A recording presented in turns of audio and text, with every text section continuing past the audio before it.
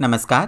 तरुण भारतच्या न्यूज बुलेटिनमध्ये मी रोहित साळुंखे आपलं स्वागत करतो. सर्व दर्शकांना गणेशोत्सवाच्या हार्दिक शुभेच्छा. आता पाहूया ठळक घडामोडी. ढोल, ताशा, सनई, चौघडे, बँड व फटाक्यांच्या आतिषबाजीत मंगळवारी लाडके गणराया घरोघरी विराजमान झाले. गणरायांच्या स्वागतासाठी सकाळपासूनच बेळगाव शहर व उपनगरांमध्ये भाविकांची लगबग सुरू होती. सकाळच्या सत्रात घरगुती तर सायंकाळच्या सत्रात सार्वजनिक गणेश मूर्ती विराजमान झाल्या. रिमझिम पावसातही गणेश भक्तांचा उत्साह मात्र अमाप होता. बेळगाव तालुक्यात लाडक्या बाप्पांचे जल्लोषात स्वागत करण्यात आले. मंगळवारी सकाळपासूनच घरगुती गणेश मूर्ती आणतानाची लगबग दिसून आली. गणेश मूर्ती आणताना भक्तांमध्ये उत्साहाचे वातावरण दिसून आले. तालुक्यात सर्वत्र एक नवं चैतन्य निर्माण झाले होते. गणपती बाप्पा मोरया, मंगल मूर्ती मोरया असा जयघोष करत गणपती मूर्ती आणताना भक्त दिसत होते. फटाक्यांची आतिषबाजी करत पारंपरिकरित्या व ढोल ताशाच्या गजरात बाप्पांचे आगमन झाले. बेळगाव जिल्हाधिकारी नितेश पाटील यांनी आज उत्साहात गणेशोत्सव साजरा केला. पर्यावरण स्नेहपूर्ण गणेश मूर्तीची प्रतिष्ठापना करीत जागरूकतेचा संदेश दिला. आरंभी बेळगाव राणी चन्नम्मा चौक येथील श्री गणेश मंदिरात मनोभावे पूजा करण्यात आली.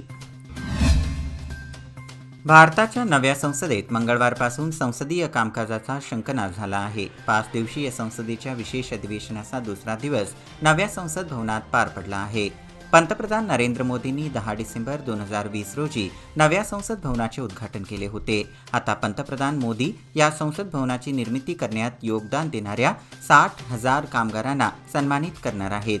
तसेच सर्व कामगारांचा तपशील असलेले एक डिजिटल बुक देखील तयार करण्यात आले आहे. गणेशोत्सवाला सुट्टी देताना राज्य सरकारने चुकीच्या पद्धतीने सुट्टी जाहीर केली. त्यामुळे याचा फटका न्यायालयीन कामकाजाला बसला आहे. सोमवारी दिनांक 18 रोजी न्यायालयाला सुट्टी जाहीर करण्यात आली तर मंगळवार दिनांक 19 रोजी न्यायालयाला सुट्टी नसल्याने गणेशोत्सवा दिवशीच न्यायालये सुरू ठेवण्यात आली. मात्र वकील किंवा पक्षकार आलेच नसल्यामुळे केवळ न्यायाधीश न्यायालयात थांबून कामकाज पार पाडले. शहरात सुरू असलेल्या अर्धवट विकास कामांचा फटका मंगळवारी गणेश भक्तांना बसला. निसरड्या व चिखलमयी रस्त्यामधून लाडक्या बाप्पाला घरी आणावे लागले. यामध्ये काही भाविक घसरून पडल्याचे प्रकारही घडले. प्रशासनाच्या गलथान कारभाराचा गणेश भक्तांना नाहक मनस्ताप सहन करावा लागल्याने संताप व्यक्त होत होता. गणेशोत्सवाला सुरुवात झाली आहे. त्यामुळे आता महानगरपालिका आणि हेस्कॉमच्या माध्यमातून पथदीप बसवण्यास सुरुवात करण्यात आली आहे. वास्तविक 8 दिवसांपूर्वी सर्व दुरुस्ती करावी अशी मागणी नगरसेवकांनी आयुक्तांकडे केली होती. मात्र गणेशोत्सवा दिवशीच शहापूर येथील पथदीप बसवण्यास सुरुवात करण्यात आली आहे.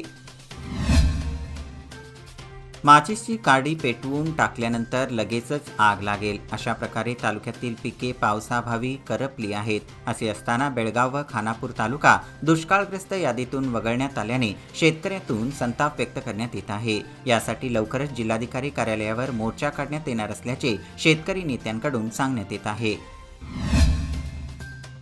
कामगारांच्या मुलांना शिष्यवृत्ती दिली जात नाही. त्याचबरोबर कामगारांचे लग्न असो किंवा कामगारांच्या मुलांचे लग्न असो त्यांना आर्थिक मदत केली जाते. मात्र ती मदत करण्याकडे कामगार कार्यालयाने दुर्लक्ष केल्यामुळे कामगारांच्या वतीने मजगाव येथील कामगार आयुक्त कार्यालयावर मोर्चा काढून निवेदन देण्यात आले. यावेळी विविध मागण्या या निवेदनाच्या माध्यमातून करण्यात आल्या आहेत. कोरोना काळापासून बंद असलेली Belgaum Vasco Goa fast passenger railway सुरू करा. तसेच बेळगाव पुणे या मार्गावर वंदे भारत एक्सप्रेस सुरू करावी अशी मागणी राज्यसभा सदस्य इरण्णा कडाडी यांनी केंद्रीय रेल्वे मंत्री अश्विनी वैष्णव यांच्याकडे केली आहे. दिल्ली येथे रेल्वे मंत्र्यांची भेट घेऊन कडाडी यांनी बेळगाव परिसरातील रेल्वे संबंधित अनेक विषयांवर चर्चा केली.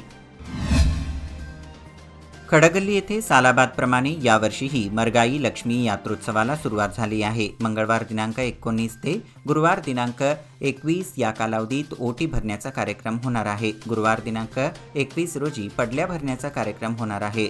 शुक्रवार दिनांक 22 रोजी यात्रोत्सवाचा मुख्य दिवस असून शनिवारी सांगता होईल. याबरोबरच हे बुलेटिन इथेच संपलं. अधिक माहिती आणि ताज्या घडामोडींकरिता पाहत रहा तरुण भारत न्यूज चॅनल.